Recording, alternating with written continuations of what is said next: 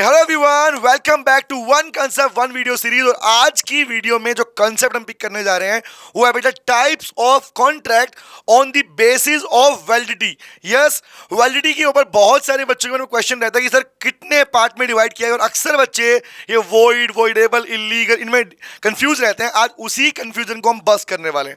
अब बात करते हैं तो समझने वाले हमारी फर्स्ट कैटेगरी। कॉन्ट्रैक्ट मतलब याद करो, कॉन्ट्रैक्ट मतलब an agreement which is enforceable by law. मतलब एक बात समझो यार, हल्का सा थोड़ा सा पिछली पार्ट को भी रिवाइज करते हैं। Listen to me guys, tell me guys, contract के बारे में क्या जानते हो? क्या जानते हो? सर हम डेफिनेशन जानते हैं। कौन सी? चेक करो। कॉन्ट्रैक्ट का मतलब था an agreement enforceable by law is known as contract, और हमने इसे अपनी क्लास में नाम दिया था बहू। याद आया? अग्रीमेंट को हम बोलते हैं बेटी, कॉन्ट्रैक्ट को बोलते हैं बहू, और एनफोर्सिएबल बाय लॉ को बोलते हैं शादी। तो याद करो मीनिंग क्या बना सर? मीनिंग बना an agreement enforceable by law.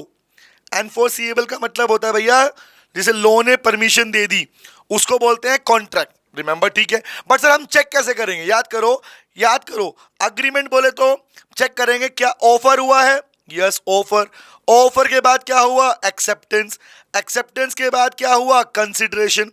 भाई जिन चीजों को लेके ऑफर एक्सेप्टेंस किया वो क्या कहलाएगी? कंसिडरेशन। ये तीनों मिलके बनते हैं, क्या बनते हैं? ये तीनों मिलके बनते हैं अग्रीमेंट। और अब उस अग्रीमेंट को अगर लॉ ने परमिशन दे दिया तो क्या बन जाएगा? वो बन जाएगा कॉन्ट्रैक्ट। पहली बात तो कॉन्ट्रैक्ट के बारे में ये जानते हैं। दूसरी बात क्या जानते हो? दूसरी बात हम जानते हैं कॉन्ट्रैक्ट क्या करता है? Contract create legal obligation. अगर जब वर्ड लिखा हुआ कॉन्ट्रैक्ट बना है तो कॉन्ट्रैक्ट मतलब contract creates legal obligation. Legal obligation मतलब right to take legal action. तो सिंपली बात क्या निकल के आती है कि सर कॉन्ट्रैक्ट का मीनिंग क्या होता है? पढ़ चुके हैं। एक अग्रीमेंट बनाया, मतलब इन शॉर्ट एग्जांपल समझना। मान लो मैं कहता हूं आप लोगों को कि मैं कहता हूं, लिसन टू मी गाइस, मैं कहता हूं भाई ये माउस है, ठीक है? ये माउस मेरे पास में, I want to sell this mouse to you for rupees 200। ये माउस मैं तुमको 200 रुपए में बेचना चाहता हूं। सुनना गाइस ध्यान से, पहले कंसेप्ट लेकर इस पार्ट पे आऊंगा, ठीक है? आगे बात सुनना। ये माउस मैं आपको 200 रुपए में बेचना चाहता हूं। ये ऑफर है? हाँ सर ऑफर है। तो क्या बन गया? ये हो गया ऑफर, ठीक है? ये हो गया ऑफर। आपने बोला ओके सर, तो ये क्या कहलाएगा? एक्सेप्टेंस, ठीक है? What is consideration? 200 रुपए और माउस क्या है? कंसिडरेशन। तो क्या कहलाएगा? ये तीनों, जब इन तीनों के बीच में जो अफेयर चलता है क्या बन जाता है? वो अफेयर कहलाता है भैया अग्रीमेंट। अब मुझे बताओ माउस बेचने वाले अग्रीमेंट को क्या लॉ परमिशन देगा? ऑब्वियस देगा। तो मतलब एन अग्रीमेंट जैसे लॉ ने परमिशन दे दिया, दैट इज कॉल्ड कॉन्ट्रैक्ट। ये मीनिंग हम पढ़ चुके थे। दूसरी बात क्या थी? कॉन्ट्रैक्ट क्रिएट करता है लीगल ऑब्लिगेशन। जब तक नहीं लिखा जाए कहीं पे कुछ भी कि कॉन्ट्रैक्ट कौन से वाला है, always remember contract means valid contract, जिसके हम बात आज करने वाले हैं। तो ये बात करते हैं, इसी के बेसिस पर हम बात करते हैं कॉन्ट्रैक्ट कितने हिस्सों में डिवाइड किया गया। तो फर्स्ट कैटेगरी है, the category number first is called on the basis of validity. तो फर्स्ट समझते हैं, फर्स्ट कौन सा था? फर्स्ट क्या था भैया? हमने पढ़ा है सर, आओ कंसेप्ट चेक करते हैं इसके बारे में।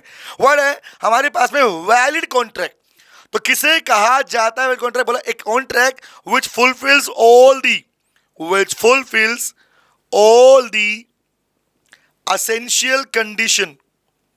all the essential conditions laid down in the laid down जो लिखी हुई है in the Indian contract act.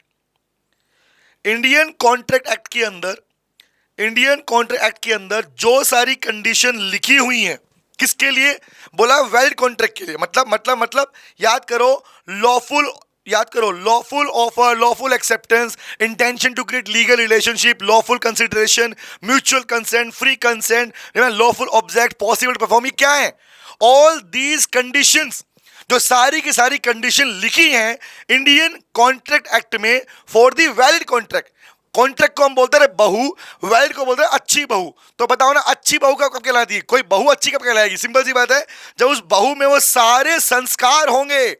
Essential element को हम क्लास में क्या बोलते हैं? संस्कार। तो अच्छी बहू के सारे संस्कार जिस बहू में होंगे वही बहू कहलाएगी भैया अच्छी बहू। तो क्वेश्चन क्या भैया, एक बात बताओ, अगर एक भी असेंशियल कंडीशन मिस हुई तो क्या कोई कॉन्ट्रैक्ट वैलिड कॉन्ट्रैक्ट बन पाएगा? नहीं बन पाएगा। तो क्वेश्चन क्या है भैया? ए contract which fulfils all the essential condition laid down, मतलब जो लिखी हुई है कहां पर? In the Indian contract act for valid contract. तो उसे बोलते हैं आपके पास वैलिड कॉन्ट्रैक्ट। तो क्या मुझे बताओ, जो वर्ड हमने बोला कॉन्ट्रैक्ट मींस वैलिड कॉन्ट्रैक्ट। क्या ये बात सही है? यस। जब तक कॉन्ट्रैक्ट के साथ कोई वर्ड नहीं लिखा हुआ, याद रखना वो क्या होता है हमेशा, that contract is called valid contract. और वैलिड कॉन्ट्रैक्ट क्यों बनाते हो? Why we are talking about valid contract बनाओ। क्यों बनाओ? सिंपल सी बात है भाई, अगर कॉन्ट्रैक्ट वैलिड नहीं होगा तो वैलिड का मतलब क्या है? वैलिड का मतलब होता है बेटा एक contract which create legal obligation. समझ में आया कनेक्शन क्या? कनेक्शन क्या है? तो कॉन्ट्रैक्ट का वैलिड होने का मतलब है कॉन्ट्रैक्ट लीगल ऑब्लिगेशन क्रिएट करेगा। लीगल ऑब्लिगेशन का मतलब है पार्टीज एक दूसरे पर केस डाल सकती हैं कल को किसी एक पार्टी ने अपनी ऑब्लिगेशन पूरा करने से मना किया तब। तो इसे बोलते हैं कॉन्ट्रैक्ट लीगल रिलेशन क्रिएट करता है, लीगल ऑब्लिगेशन क्रिएट करता है। Number one. अब हम पार्ट नंबर 2 के ऊपर। नंबर 2 क्या है? नंबर 2 बोला भैया वॉइड कॉन्ट्रैक्ट किसे बोलते हैं। तो मीनिंग क्या पढ़ गया? मीनिंग पढ़ गया एक कॉन्ट्रैक्ट, वर्ड अग्रीमेंट नहीं है, वर्ड क्या है? Contract. A contract which ceases to be enforceable by law. लो लाइन तो पढ़ ली, मीनिंग क्या है? समझ में आया क्या? नहीं, लो पहले समझो कंसेप्ट क्या है, समझना। Listen to me guys. वो क्या बोला? कॉन्ट्रैक्ट कौन सा? कॉन्ट्रैक्ट, ए कॉन्ट्रैक्ट कौन सा? विच सीजेस, सीज बोलते हैं रोकने को, cease is to be enforceable, cease is to be enforceable by law. एक ऐसा कॉन्ट्रैक्ट जिसे लॉ ने करने से रोक दिया है। एनफोर्सिएबल बाय लॉ का मतलब वही है भाई, हमेशा एनफोर्सिएबल बाय लॉ कहो, एप्लीकेबल बाय लॉ कहो या परमिटेबल बाय लॉ कहो, मतलब एक ही है, जिसे लॉ ने परमिशन देने से मना कर दिया। ऐसा क्यों हुआ? अब सुनो बात ध्यान से, मुझे बताओ, सुनो ध्यान से बात को। अगर मान लो मैं कहता हूं कि सुनना, मेरी बात समझना भैया, मेरी शादी छुई मुई से होने वाली थी, छुई मुई और मेरे बीच में कॉन्ट्रैक्ट था कि हम शादी करेंगे, मैरिज कॉन्ट्रैक्ट था हमारे बीच में, ठीक है, हम शादी करेंगे। ओके, माय क्वेश्चन इज, अभी तक जब तक छुई मुई और मैं दोनों जिंदा हैं, सब कुछ ठीक चल रहा है, हमारी शादी इस महीने की 20 तारीख को होने वाली थी। सुनना, जवाब दो मुझे, हम दोनों में से अगर कोई एक व्यक्ति, छुई मुई जो थी बेटा, वो शादी की डेट से 2 दिन पहले मर गई, अब बताओ, तो बताओ ना, उसकी डेथ होने से पहले कॉन्ट्रैक्ट क्या था? वैलिड था। एग्जांपल नंबर 2 समझ लो, मैं कहता हूं भैया मेरी शादी में मैंने एक सिंगर को बुलाना था, कॉन्ट्रैक्ट क्या था? 5 लाख रुपए देने थे सिंगर को, आएगा 2 घंटे गाने गाएगा, शादी में आके महफिल जमाएगा। हुआ क्या? मेरी शादी में आने से पहले ही उसका भयंकर हो गया एक्सीडेंट, अब वो हिलने के लिए कोमा में चला गया। भाई टेल मी गाइस, जवाब दो, क्या उसके एक्सीडेंट होने से पहले कॉन्ट्रैक्ट वैलिड था? ऑब्वियस, इसलिए लाइन बोलते हो valid void contract are valid. ये वैलिड होता है पहले, कब कब हुआ है? कॉन्ट्रैक्ट में happening of certain circumstances, death हो गई, रिमेंबर लॉ में चेंजमेंट आ गया, इम्पॉसिबिलिटीज हो गई, डिस्ट्रक्शन हो गया, ऑल दीज केसेस क्या करते हैं? ये सारे केस वो हैं जो कि एक बने बनाए कॉन्ट्रैक्ट को बाद में करने से रोक देते हैं लोगों को। तो क्वेश्चन क्या है? एक कॉन्ट्रैक्ट जो पहले वैलिड था बट क्या हुआ, बाद में उसे रोक दिया गया, सीधे स्टॉप कर दिया गया बाय द लॉ, तो उसे बोलते हैं वॉइड कॉन्ट्रैक्ट। तो मतलब छुई मुई की डेथ हो गई तो अब बोलूं शादी उसी से करूंगा, आंसर इज नो। सिंपल सी बात क्या समझ में आई? सिंपल सी बात है, डेथ वाले केस में जब पार्टी नहीं रही तो कॉन्ट्रैक्ट भी नहीं रहा, तो लोग क्या बोलेगा? It is a void contract. Void always mean, listen to me, void का मतलब ही होता है भाई, void always means not enforceable. चाहे वॉइड अग्रीमेंट लिखा मिले, वॉइड कॉन्ट्रैक्ट लिखा मिले, वॉइड का मतलब वही है कि एग्जांपल अगर अग्रीमेंट ही लो ने करने से मना कर दिया, माइनर से अग्रीमेंट कर रहा है, लो ने मना कर रखा है, तो वॉइड अग्रीमेंट बोलते हैं उसको।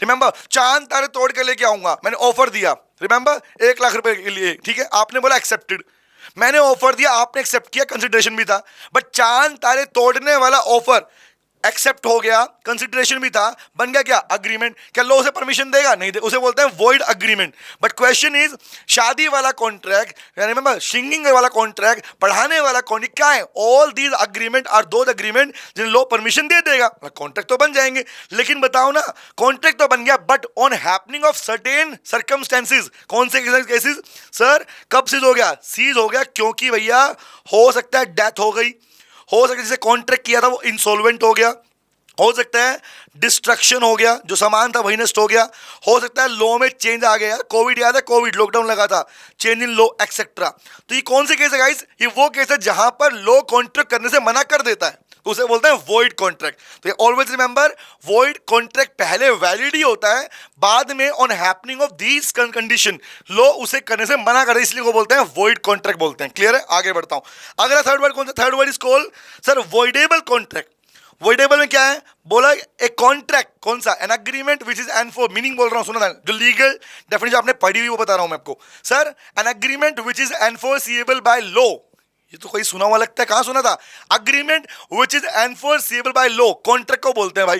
पूरा मीनिंग क्या बनता है, an agreement which is enforceable by law at the option of one और मोर ऑफ द पार्टीज, एक या एक से ज्यादा ऑप्शन मतलब चॉइस की पार्टी की चॉइस पर कौन अग्रीमेंट को एनफोर्स करवा लिया गया, but not at the option of other और अदर्स, मतलब ऑप्शन का मतलब है choice, but not at the option of other और अदर्स, और इसी अदर अदर्स को बोलते हैं अग्रीव्ड पार्टी। सर एग्जांपल देके बताओ, सुनो ध्यान से बात को guys, there are 5 cases, do you know this.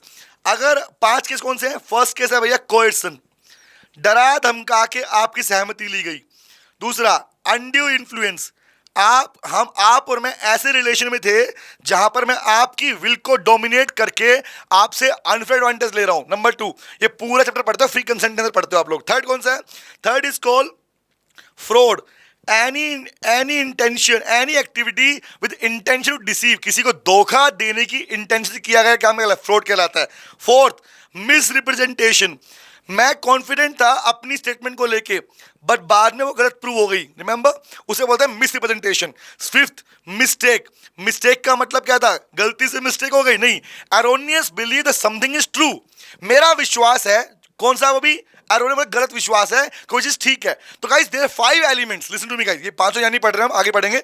Point क्या है, पॉइंट ये है बेटा, अगर किसी व्यक्ति ने कॉन्ट्रैक्ट बनाया, क्या बोला था, an agreement which is enforceable by law at the option of one और मोर ऑफ द पार्टी, मतलब एक या एक से ज्यादा पार्टी ने क्या किया, इन पांचों में से किसी एक एलिमेंट को यूज करके अगर किसी की सहमति ली थी, अगर किसी की सहमति ली थी, और सहमति मतलब एक्सेप्टेंस लिया था, और एक्सेप्टेंस लेने के बाद कॉन्ट्रैक्ट बना लिया था, और बाद में वो पार्टी, कौन सी पार्टी, दूसरी पार्टी, वो पहुंच गई कोर्ट में, जज साहब मैं लुट गई, बर्बाद हो गई, वो जाके कोर्ट में आके बोलती है सर मेरे को डरा धमका के मेरे से कॉन्ट्रैक्ट किया गया, मुझे तो प्रेशराइज किया था, ये तो फ्रॉड किया है, मिस रिप्रेजेंटेशन का पार्ट है सर, मिस्टेक का पार्ट है। गाइस सुनना, अगर किसी भी व्यक्ति का सहमति इन पांचों में से किसी भी एक एलिमेंट को लेके किया गया, और वो पार्टी कौन सी, agreed party, other party, court में जाके बोलेगी जज साहब ऐसा हुआ है, तो ऑलवेज रिमेंबर जज उसे 2 ऑप्शन देगा। पहला ऑप्शन देगा कि वो कॉन्ट्रैक्ट कंटिन्यू कर सकती है,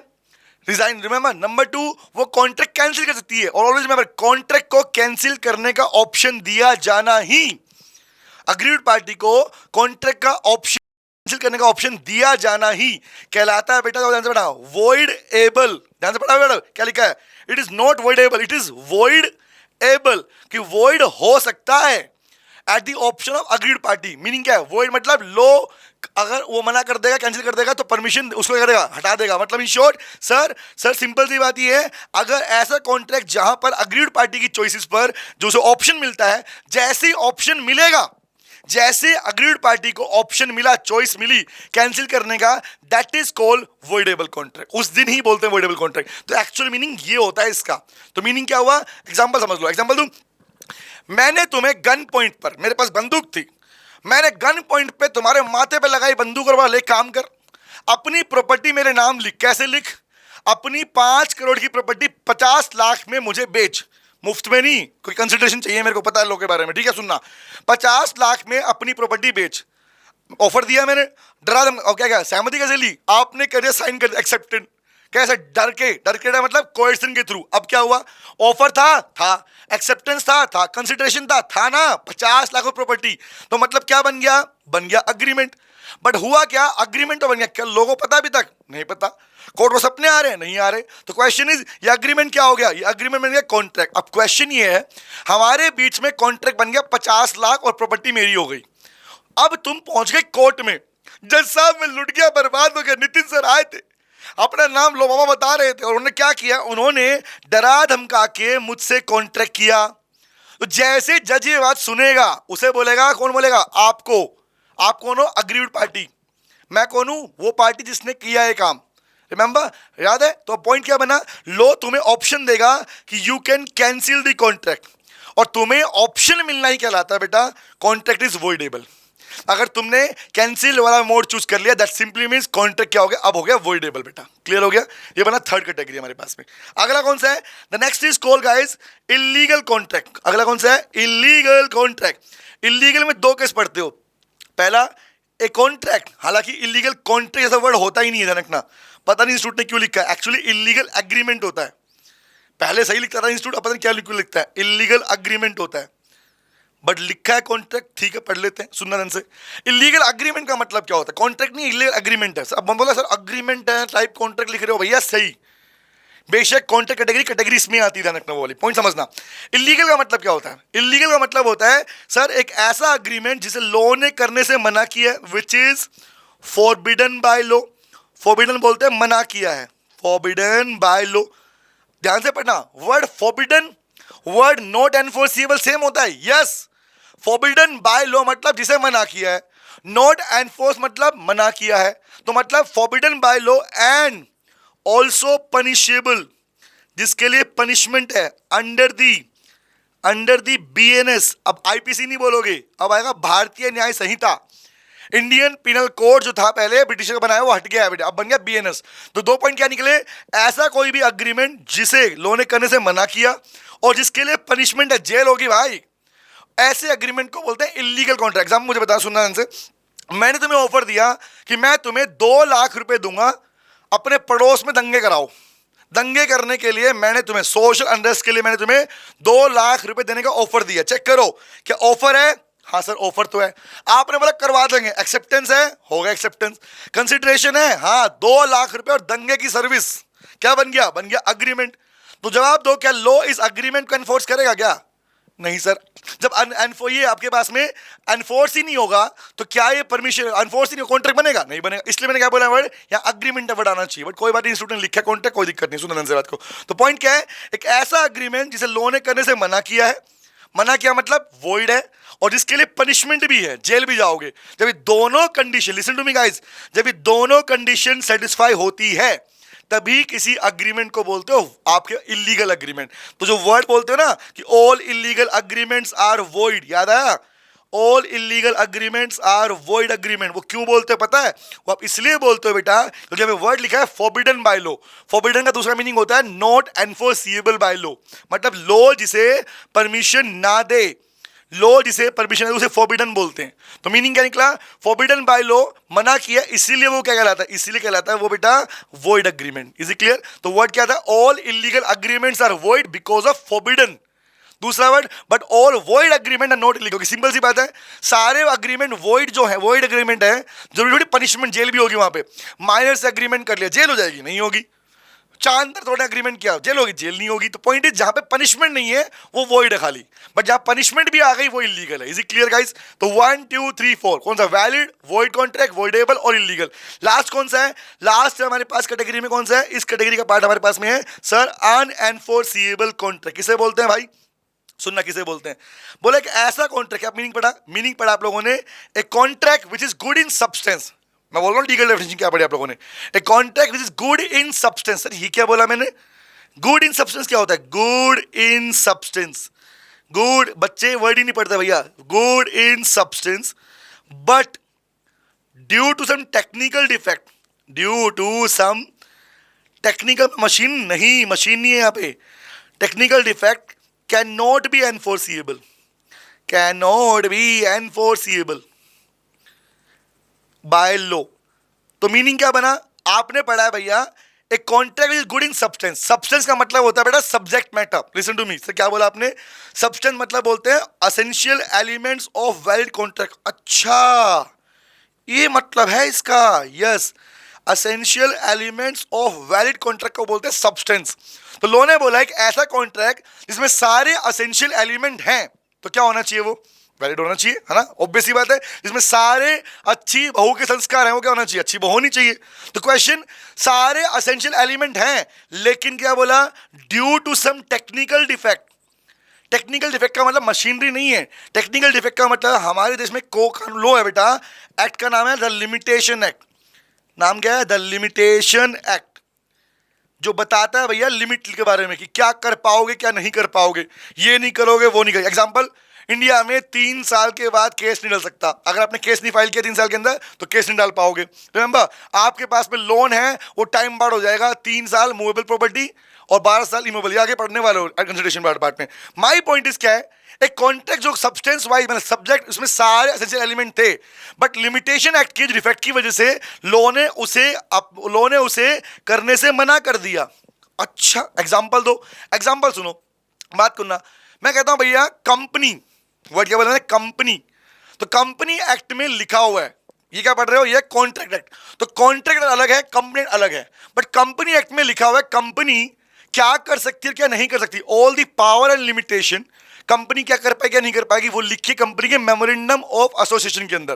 तो क्वेश्चन सिंपल सा मेरा ये है बेटा, अगर कंपनी एक्ट के मेमोरेंडम ऑफ एसोसिएशन में उसके ऑब्जेक्ट वाले पार्ट में लिखा हुआ है कि कंपनी एजुकेशनल सर्विसेज ही प्रोवाइड करेगी, क्या बोला मैंने, कंपनी एजुकेशनल सर्विसेज ही प्रोवाइड करेगी, तो जवाब दो, अगर कंपनी एजुकेशनल सर्विस को छोड़कर कोई कॉन्ट्रैक्ट करती है, कौन से वाला, सीमेंट बनाने का, मोबाइल फोन बनाने का, जो कि उसके ऑब्जेक्ट में नहीं लिखा, मतलब कंपनी एक्ट ने मना किया हुआ नहीं कर सकते, बट आप कह रहे कोई बात नहीं उसने मना किया तो हम तो यहाँ पे सारे एसेंशियल एलिमेंट फुलफिल करके कॉन्ट्रैक्ट बना रहे हैं, तो लोग कहते हैं भाई नहीं कर सकते। क्यों, जब किसी और लॉ ने मना किया है, मतलब अगर कंपनी एक्ट में बातें लिखी हैं तो मतलब वो बातें यहां भी लिखी हैं।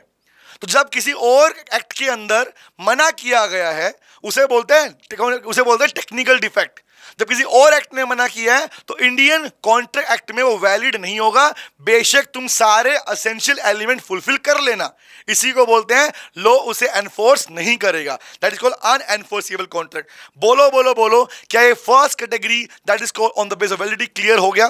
5 ही थे, valid contract, void contract, voidable contract, illegal contract मतलब इलीगल एग्रीमेंट और अनएनफोर्सेबल कॉन्ट्रैक्ट। गाइस तो ये थी हमारी फर्स्ट कैटेगरी। अगली वीडियो में हम लेके आने वाले हैं on the basis of formation वाला पार्ट। और आपको कैसी लग रही है सीरीज तो प्लीज कमेंट करके जरूर बताना, और अगर ऐसे ही कंसेप्ट पूरे सिलेबस में चाहिए आपको तो बेटा चैनल से जुड़े रहो, सब्सक्राइब कर लो, और अगर अच्छी लग रही वीडियो लाइक भी करना और अपने दोस्तों को शेयर करना ताकि उन्हें भी कंसेप्ट में जो डाउट्स चल रहे हैं वो क्लियर हो जाए। Thank you very much guys, bye bye guys, take care, bye बेटा।